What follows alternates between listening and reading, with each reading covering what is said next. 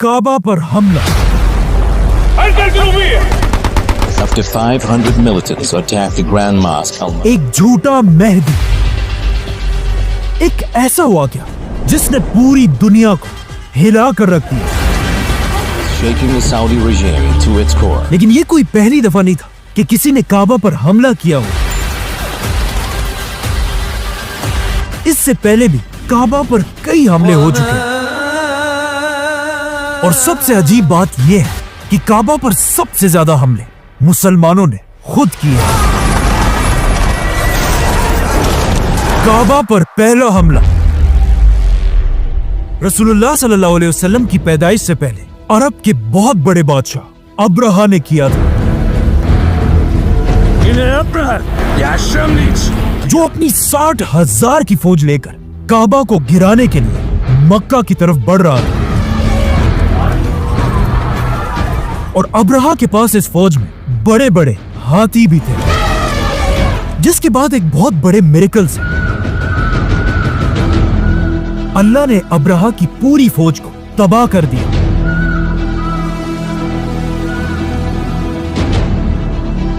और काबा को बचा लिया, जिसे हम पहले ही एक्सप्लेन कर चुके हैं। अब अब्राहा तो इस पूरे हमले में काबा को कोई नुकसान नहीं पहुंचा पाया, लेकिन काबा पर दूसरे हमले में पहली बार काबा को आग लगा दी गई। और जिस बंदे ने काबा पर यह हमला किया उसे हम सब बहुत अच्छी तरह जानते हैं, और उसका नाम था यजीद। यजीद के बादशाह बनते ही उसकी फौज ने करबला के मैदान में इमाम हुसैन रज़ियल्लाहु तआला अन्हु और रसूलुल्लाह सल्लल्लाहु अलैहि वसल्लम के खानदान को बहुत ही बेदर्दी से शहीद कर दिया था। लेकिन करबला के वाकये के बाद भी यजीद रुका नहीं, क्योंकि जैसे ही लोगों को इमाम हुसैन रज़ियल्लाहु तआला अन्हु की शहादत का पता चलने लगा, लोग यजीद की बादशाहत के खिलाफ हर जगह खड़े होने लगे, जिसमें यजीद के खिलाफ सबसे बड़ी बगावत रसूलुल्लाह सल्लल्लाहु अलैहि वसल्लम के शहर मदीना में हुई। मदीना के लोग, जो ज्यादातर सहाबा और सहाबा की औलाद थे, उन्होंने करबला के वाकये के कुछ ही अरसे बाद मदीना में उमैया खानदान के हेडक्वार्टर पर हमला किया और वहां से जबरदस्ती सारे बनु उमैया के लोगों को बाहर निकाल दिया। लेकिन जैसे ही बनु उमैया के कैपिटल दमास्कस में बादशाह यजीद को इस बात का पता चला, तो उसने फौरन अपनी फौज को मदीना पर हमले के लिए रवाना किया। मदीना पर हमला करो।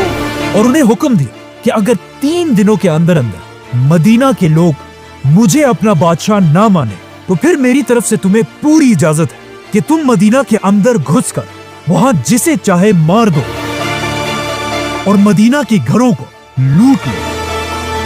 जैसे यजीद की फौज मदीना के पास पहुंची, वो ये देखकर हैरान रह गई कि मदीना वालों ने एक बार फिर मदीना के सामने वही खंदक दोबारा बनाई थी, जो इससे बहुत साल पहले रसूलुल्लाह सल्लल्लाहु अलैहि वसल्लम ने जंगे खंदक में बनाई थी।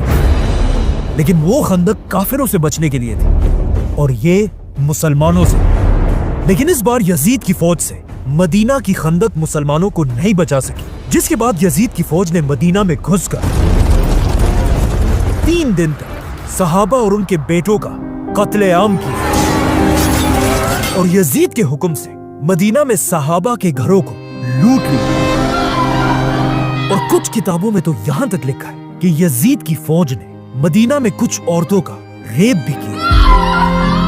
यजीद के इस जुल्म से मदीना से कुछ लोग अपनी जान बचाकर मक्का की तरफ भाग गए, जहां उस वक्त एक बहुत बड़े सहाबी अब्दुल्लाह बिन जुबैर रज़ियल्लाहु तआला अन्हु भी यजीद के खिलाफ खड़े हुए थे और उन्हें खलीफा मानने से इनकार कर दिया था।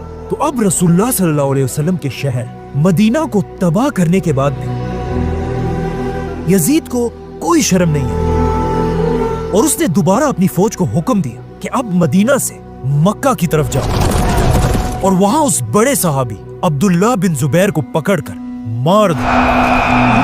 लेकिन मक्का पर कब्जा करना कोई आसान काम नहीं था। मक्का में अब्दुल्लाह बिन जुबैर रज़ियल्लाहु अन्हु अपने साथियों के साथ मक्का को डिफेंड करने के लिए बहादुरी से खड़े थे। यजीद की फौज 40 दिन तक मक्का पर हमला करती रही, लेकिन आखिर उन्हें समझ आ गई कि हम तलवारों के साथ तो इनसे कभी नहीं जीत सकते। तो उन्होंने तलवारों को छोड़कर अपने तोपों को आगे किया और पहली बार मक्का पर गोले बरसाने लगे। और तारीख में पहली बार मक्का जैसी होली सिटी पर बमबारी होना शुरू हुआ। यहां तक कि कुछ बड़े बड़े पत्थर सीधा काबा को भी लगे। लेकिन इस सारी बमबारी के बाद भी यजीद की फौज मक्का पर कब्जा नहीं कर सकी। आखिर एक रात जब मक्का वाले अपने कैंप्स में सो रहे थे, यजीद की फौज से एक बंदा रात के अंधेरे में आगे बढ़ा और अपनी तीर को आग लगाकर उसे मुसलमानों के कैंप पर फायर कर दिया। ये तीर सीधा जाकर मुसलमानों के कैंप पर लगा और वहां एक बहुत बड़ी आग लगी। लेकिन अब मसला यह था कि जिस कैंप में आग लगी थी वो काबा के बिल्कुल करीब था और मक्का के डेजर्ट में रात की तेज हवाओं की वजह से ये आग आहिस्ता आहिस्ता काबा के खिलाफ की तरफ जाने लगी और इस तरह तारीख में पहली बार पूरा काबा जलने लगा। काफी टाइम तक काबा इसी तरह जलता रहा और सारे मुसलमान ये मंजर देखकर हैरान खड़े थे।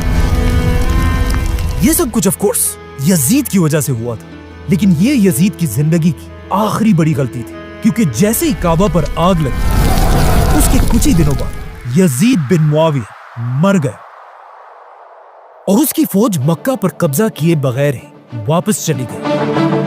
अब यजीद की फौज तो चली गई, लेकिन काबा की दीवारें बिल्कुल जल चुकी थी और काबा बहुत ही कमजोर हो चुका था। लेकिन अब्दुल्ला बिन जुबैर ने काबा की बिल्डिंग को फौरन ठीक नहीं किया, ताकि पूरी दुनिया के मुसलमान खुद मक्का आकर यजीद की इस बेशर्मी को अपनी आंखों से देखें कि उसने काबा के साथ क्या किया है। अब जब हज के लिए मुसलमान मक्का में जमा हुए, उनके दिलों में बनु उमैया खानदान के लिए गुस्सा बढ़ने लगा।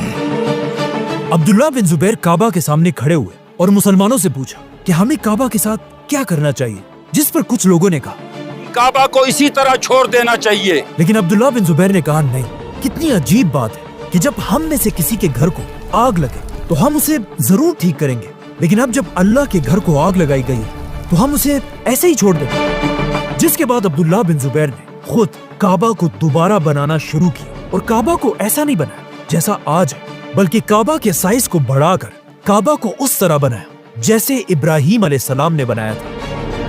यजीद ने अपनी 3 साल की हुकूमत में 3 बड़े काम किए थे: करबला, मदीना पर हमला और काबा को आग लगाना। और यजीद की इन्हीं हरकतों की वजह से अब मुसलमान बनु उमैया से नफरत करने लगे थे। यजीद के मरने के बाद उसका बेटा मुआविया नया खलीफा बना, लेकिन कुछ ही अरसे के बाद बीमारी की वजह से वो भी फौत हो गया।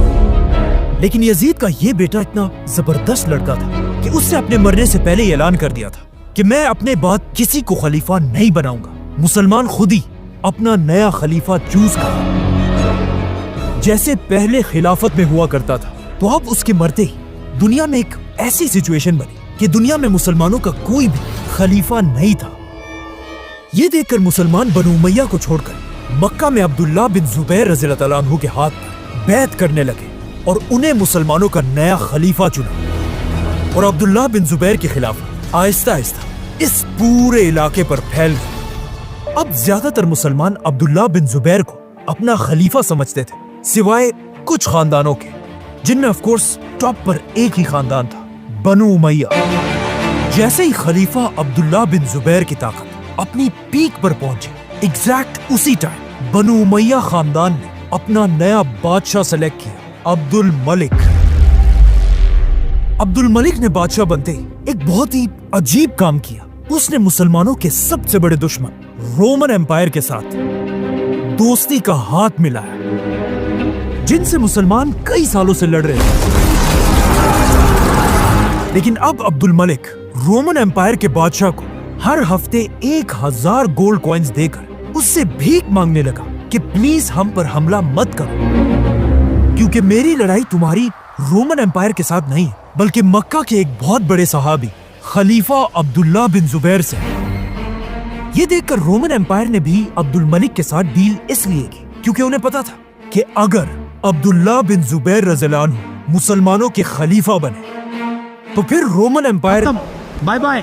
تو اب رومن امپائر کے بادشاہ کے ساتھ ڈیل کر کے عبد الملک نے اپنا رخ مسلمانوں کی طرف کیا اور سب سے پہلا حملہ عبداللہ بن زبیر رضی اللہ تعالیٰ عنہ کی خلافت میں عراق پر کیا اور وہاں کے لوگوں کو رشوتیں دے دے کر انہیں خلیفہ عبداللہ بن زبیر کے خلاف کرنے لگا اور آخر ایک بہت بڑی جنگ کے بعد عبد الملک نے یہ سارا علاقہ چھین لیا اور اب عبد الملک کو سمجھ آ گئی کہ بالکل یزید کی طرح مکہ پر حملہ کرنے کا وقت آ چکا ہے. عبد الملک نے اپنے سارے جنرلز کی ایک بہت بڑی میٹنگ بلوائی جس میں عبد الملک نے سب کے سامنے کھڑے ہو کر کہا کہ تم میں سے کون ہے جو مکہ پر حملہ کر کے عبداللہ بن زبیر رضی اللہ عنہ کو مار دے.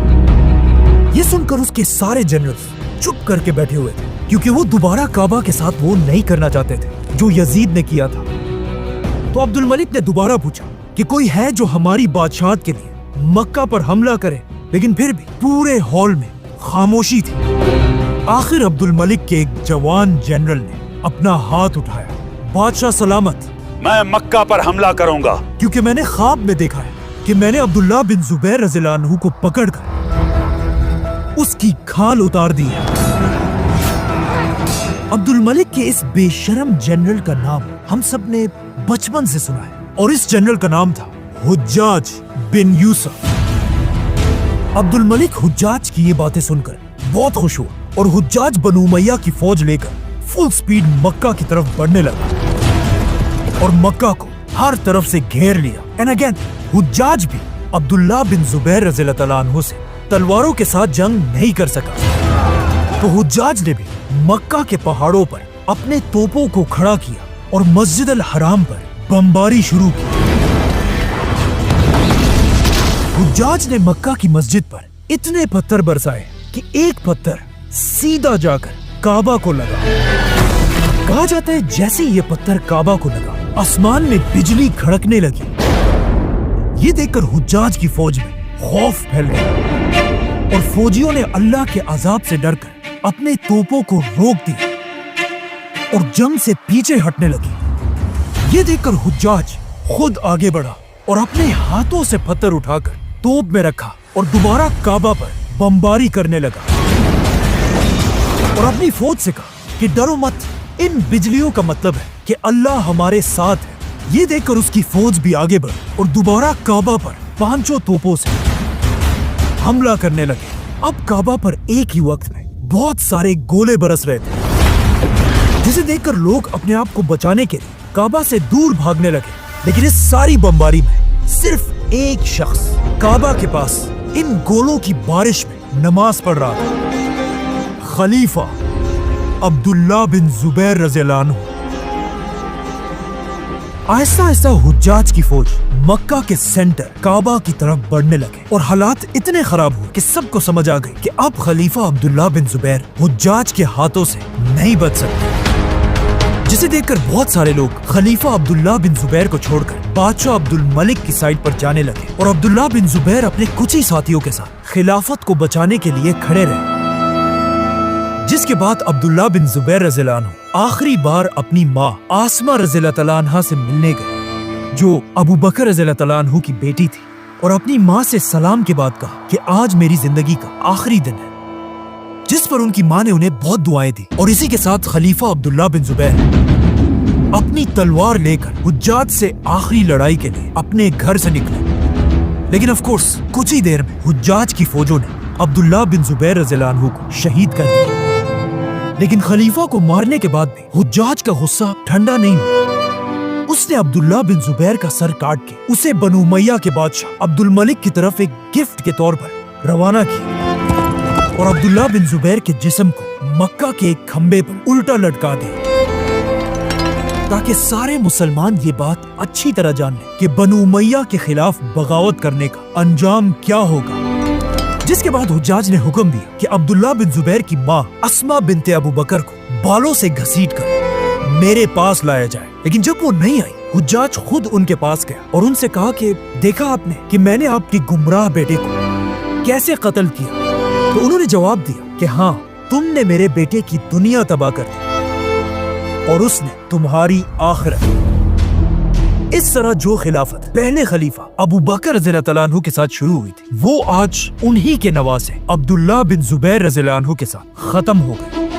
اب چاہیے تو یہ تھا کہ بادشاہ عبد الملک کعبہ پر بمباری کرنے کی وجہ سے حجاج کو کوئی تو سزا دیتا، لیکن نہیں، کعبہ پر بمباری کے بعد عبد الملک نے حجاج کو سزا دینے کے بجائے اسے پورے عراق اور ایران کا گورنر بنا دیا۔ جانے سے پہلے حجاج نے کعبہ کو گرا کر اسے دوبارہ پرانے اسٹائل میں بنایا اور آج تک کعبہ اسی طرح کھڑا ہے۔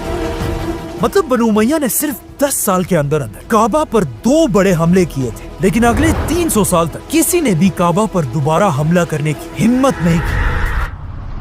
آخر آلموسٹ 300 سال کے بعد کعبہ پر 4تھا بڑا حملہ ہوا کہ جب عرب میں ایک نیا ایکسٹریمسٹ فرقہ بنا اور انہوں نے اپنے کیپٹل بحرین سے اعلان کیا کہ دنیا میں ہمارا مہدی آ چکا ہے اور جو بھی ہمارے اس مہدی کو مہدی نہیں مانے گا اسے ہم مسلمان سمجھتے ہی نہیں۔ لیکن آف کورس اس وقت کی مسلمان سپر پاور عباسی خلافت نے ان کے مہدی کو نہیں مانا تو انہوں نے غصے میں آ کر مکہ پر حج کے دنوں میں حملہ کر دیا اور ہزاروں حاجیوں کو مار کر انہیں زمزم کے کنویں میں پھینک دیا۔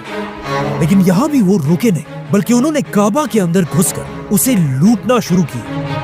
انہوں نے کعبہ کا دروازہ اور ایون حجر اسود کو بھی چوری کر لیا اور اسے لے کر واپس اپنے کیپٹل بحرین لے گئے۔ اور یہ اتنی عجیب بات تھی کہ اگلے 22 ایئرز تک حجر اسود کعبہ میں نہیں بلکہ انہی لوگوں کے پاس تھا، اور 22 سال تک لوگ بغیر حجر اسود کے کعبہ کا طواف کرتے تھے۔ لیکن بالکل بنو امیہ کی طرح عباسی خلافت کو بھی کعبہ کی کوئی پرواہ نہیں تھی اور وہ حجر اسود کو چھوڑ کر اپنی عیاشیوں میں گم تھے۔ لیکن آخر 22 سال کے بعد ان لوگوں سے ڈیل کر کے حجر اسود کو دوبارہ کعبہ میں لگایا گیا جہاں وہ آج تک پڑا ہے۔ اب یہ تو تھی 1000 سال پرانی بات ہے، لیکن کعبہ پر آخری حملہ آج سے صرف 50 سال پہلے ہوا جب سعودی عرب میں ایک نیا بادشاہ بنا، شاہ فیصل۔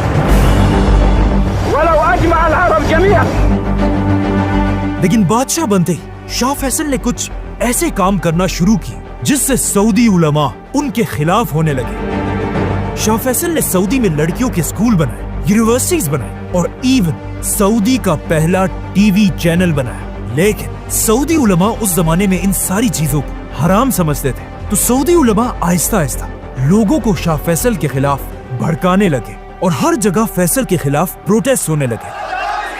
لیکن فیصل تھا، اس نے ان کی ایک بھی بات نہیں مانی۔ لیکن پھر بھی یہ علماء فیصل کے خلاف کبھی بھی بغاوت نہیں کرنا چاہتے تھے، لیکن ان کے کچھ ینگ سٹوڈنٹس کے ذہنوں میں سعود خاندان کے خلاف بغاوت کرنے کی آگ بھڑکنے لگی تھی، اور بادشاہ فیصل کے شہید ہوتے انہی کے ایک ینگ سٹوڈنٹ جوہیمان اپنے ساتھیوں کے ساتھ سعود خاندان کے خلاف بغاوت کرنے کی تیاری کر رہا تھا۔ اسے بس اب ایک موقع کا انتظار تھا اور آخر اسے یہ موقع مل گیا۔ 1979 مسلمانوں کی ہسٹری کا ایک بہت ہی انٹرسٹنگ سال تھا، کیونکہ اسی سال پاکستان میں اس کے سب سے بڑے لیڈر ذوالفقار علی بھٹو کو پھانسی دی گئی۔ پاکستان کے ساتھ ہی افغانستان پر سپر پاور روس نے حملہ کیا تھا۔ افغانستان کے پاس ایران میں 40 سال کی حکومت ختم کرنے کے بعد ایک نیا لیڈر بنا، آیت اللہ خمینی، اور اسی کے پاس عراق میں بھی عرب کا ایک بہت بڑا لیڈر آیا، صدام حسین۔ اب جب دنیا میں اتنا سب کچھ ہو رہا تھا تو ان سعودی اسٹوڈنٹس نے بھی سوچا کہ یہی وقت ہے سعودی حکومت کو گرانے کا، جس کے بعد انہوں نے ایک بہت ہی خطرناک پلان بنایا۔ اچانک ایک بالکل نارمل عام سے دن جب مکہ کی گرینڈ مسجد میں امام فجر کی نماز پڑھا رہا تھا، جوہیمان آگے بڑھا اور کعبہ کے امام سے مائک چھین کر اعلان کیا، اے دنیا کے مسلمانوں، ہم سب کو جس کا بے صبری سے انتظار تھا وہ مہدی آ چکا ہے، اور وہ آج یہیں پر ہم سب کے ساتھ کھڑا ہے، جس کا نام ہے محمد بن عبداللہ۔ اب یہ اتنا پرفیکٹ پلان تھا کیونکہ رسول اللہ صلی اللہ علیہ وسلم کی ایک حدیث ہے جس میں انہوں نے فرمایا تھا کہ مہدی کا نام بالکل میرے نام جیسا ہوگا، مطلب محمد، और मेहदी के बाप का नाम भी मेरे बाप के नाम जैसा होगा, मतलब अब्दुल्ला। और अब मक्का में खड़े इस मेहदी का नाम भी मोहम्मद बिन अब्दुल्ला था। जैसे ही जुहैमान ने ऐलान किया, उसके 500 साथियों ने अपने गन्स निकाल लिए और मस्जिद को हर तरफ से घेर लिया और इनके कुछ साथी स्नाइपर्स लेकर मस्जिद के मीनारों पर खड़े हुए। इन गन्स को वो इस सबसे पहले कंस्ट्रक्शन की गाड़ी और ताबूतों में मस्जिद के अंदर लाए थे और इन गन्स को यूज करके ये लोग काबा के गार्ड्स को मारने लगे, जिससे ऑफ कोर्स वहां पर खड़े आम मुसलमान चीखने लगे। लेकिन इस फेक मेहदी के ऑर्डर्स पर उसके फॉलोअर्स इन आम मुसलमानों पर गोलियां चलाने लगे और इस तरह उन्होंने कुछ ही देर में हजारों मुसलमानों को मस्जिद के अंदर ही कैदी बना लिया। जब सऊदी हुकूमत को इस सब का पता चला, पहले तो वो मस्जिद हराम पर हमला करने से डर रहे थे, लेकिन फिर उन्होंने सऊदी के सबसे बड़े आलिम शेख बिन बाज से इजाजत मांगी, जिस पर शेख बिन बाज ने उन्हें इजाजत दे दी और कहा कि ये कोई मेहदी नहीं बल्कि सिर्फ एक झूठा टेररिस्ट है। जिसके बाद सऊदी फौज ने मस्जिद में इस फेक मेहदी पर हमला कर दिया। लेकिन वो ये देखकर हैरान रह गए कि इस फेक मेहदी के फॉलोअर्स को 100% यकीन था कि यही असल मेहदी है और वो इस फेक मेहदी के लिए इतनी बहादुरी से लड़े कि आसानी से उन्होंने सऊदी फौज को पीछे धकेल दिया। अब जब जुहैमान ने देखा कि वो तो सऊदी फौज से ये जंग जीत रहा है, तो वो आगे आया और दुनिया के सामने अपने डिमांड्स रखे। वेस्ट के साथ सारे ताल्लुकात तोड़ दिए जाए, अमेरिका को सारी तेल बेचना बंद कर दी जाए और सऊदी अरब का बादशाह हमारे इस मेहदी के सामने सरेंडर करे। अब जब जुहैमान ने सीधा सुपर पावर अमेरिका को धमकियां दी, अमेरिका ने गुस्से में आकर यहाँ पर एक बहुत बड़ी गलती की। अमेरिका ने ऐलान किया कि ये सारा हमला सिर्फ जुहैमान नहीं कर रहा, बल्कि ये एक बहुत बड़ी साजिश है और इस साजिश के पीछे एक ही आदमी है, ईरान का आयतुल्लाह खुमैनी। और ये ऑफ कोर्स सब कुछ बिल्कुल झूठ था। अमेरिका बस सऊदी और ईरान को आपस में लड़ाना चाहता था, जो आज तक वो करता रहता है। लेकिन खुमैनी भी अमेरिका से डरने वाला नहीं था। अमेरिका के ऐलान के बाद खुमैनी ने भी एक ऐलान किया कि काबा पर यह हमला हमने नहीं बल्कि अमेरिका की CIA ने किया है। अमेरिका के ऐलान के बाद तो कुछ नहीं हुआ, लेकिन खुमैनी इतना बड़ा लीडर था कि उनके ऐलान के साथ ही पूरे दुनिया के मुसलमान अमेरिका के खिलाफ खड़े हो गए और हर तरफ प्रोटेस्ट करने लगे। यहाँ तक कि पाकिस्तान और लीबिया में अमेरिका की एम्बेसीज को आग लगा दी गई। अब जब पूरी दुनिया में इस वाक़े की वजह से इतना बड़ा मसला बन रहा था, सऊदी हुकूमत ने भी अपनी इज्जत बचाने के लिए इस फेक मेहदी और उसके साथियों पर अपनी पूरी ताकत के साथ हमला कर दिया। और इस हमले में सऊदी अरब की मदद फ्रांस और पाकिस्तान ने की। अब पाकिस्तान में ये मशहूर है कि इस हमले को रोकने में सबसे बड़ा रोल पाकिस्तान का था और पाकिस्तान की आर्मी में स्पेशली मेजर मुशर्रफ का रोल। लेकिन ये बिल्कुल गलत बात है। पाकिस्तान का इस हमले को रोकने में एक बहुत ही छोटा रोल था। एनीवेज, जैसे ही सऊदी ने अपना दूसरा हमला शुरू किया, आहिस्ता आहिस्ता ये फेक मेहदी और उसके साथ पीछे हटने लगे और सऊदी आर्मी ने मस्जिद की दीवारों में सुराख करके इन टेररिस्ट की तरफ ग्रेनेड्स फेंके, जिससे इतने ज्यादा लोग मरने लगे कि इन बागियों का मोराल बिल्कुल टूटने लगा। जिसे देखकर आखिर ये फेक मेहदी खुद आगे बढ़ा और अपने हाथों से इन ग्रेनेड्स को उठाकर वापस सऊदी फौज पर फेंकने लगा,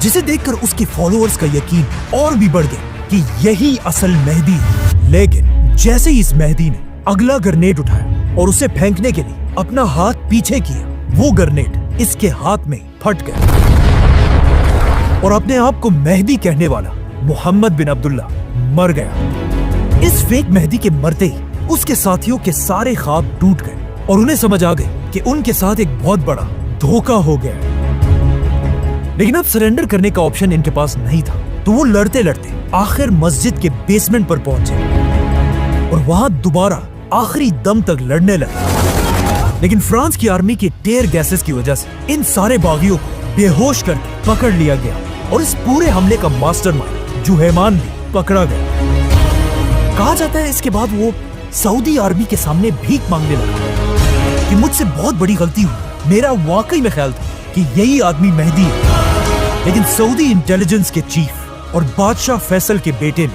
उसे कहा कि अब बहुत देर हो चुकी है, जिसके बाद इन सारे बागियों के पूरी दुनिया के सामने सर काट दिए गए। इस तरह हिस्ट्री में काबा पर 5 बड़े हमले हुए थे, जिसमें सिर्फ एक अब्राहा के अलावा बाकी सारे मुसलमानों ने खुद किए थे। सब्सक्राइब।